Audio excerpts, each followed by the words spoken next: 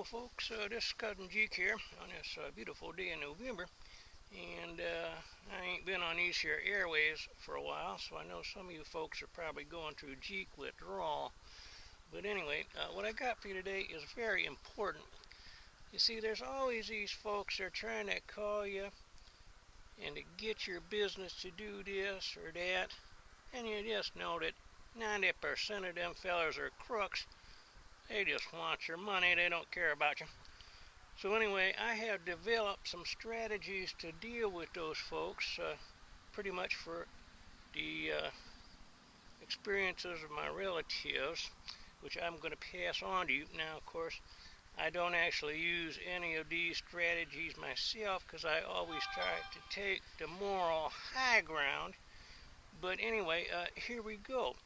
Now, number one is Cousin Fesley. Now, of course, I've changed the names to protect the innocent or the guilty, depending on which side of the coin you're on there. But anyway, Cousin Fesley was always taking his money, his salvage metal to the salvage yard, and them fellas would always pay him less than what his metal was worth because they had their scales rigged. So he just used a little thought and critical thinking and came up with a good strategy to get them back.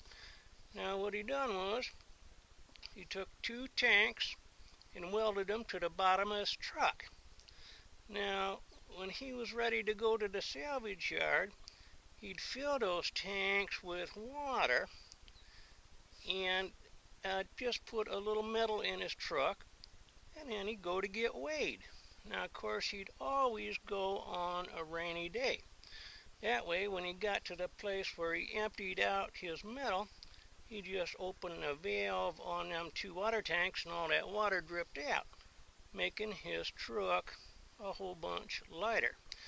Now, then he'd go and get weighed again. Of course, now his truck weighed considerably less, and you could just see the metal fellas scratching their heads how his metal weighed so much, but they had no way of knowing what was going on because it was raining anyway and the water was coming off his truck.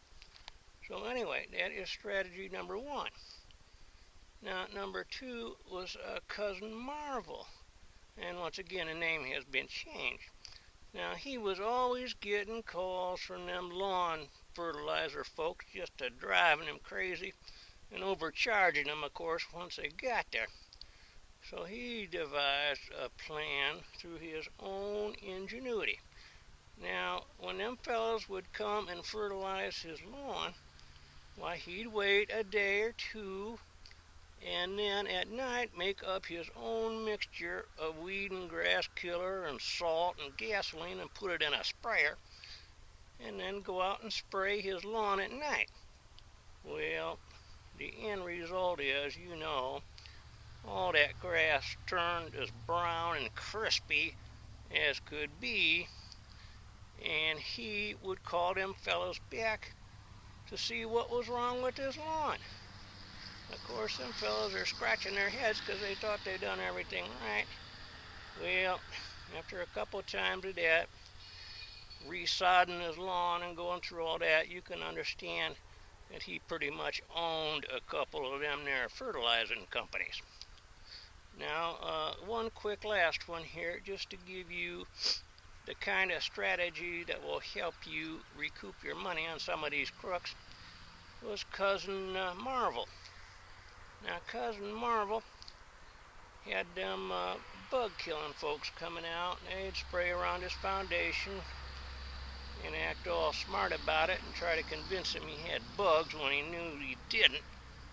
And then they'd extract an exorbitant amount of money out of him for doing nothing. Of course, what they didn't know was that he done had an ant farm, a beetle farm, and a flea farm all located in his cookie cupboard in the kitchen.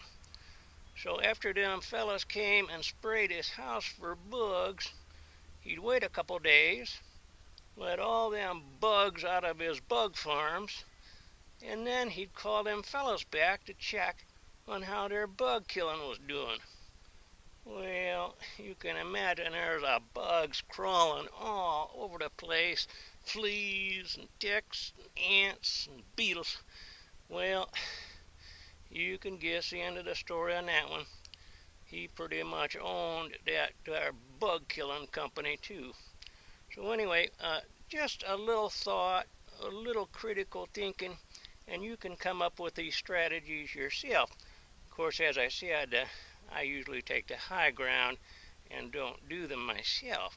But anyway, that is my wisdom for today, and I hope you find it helpful.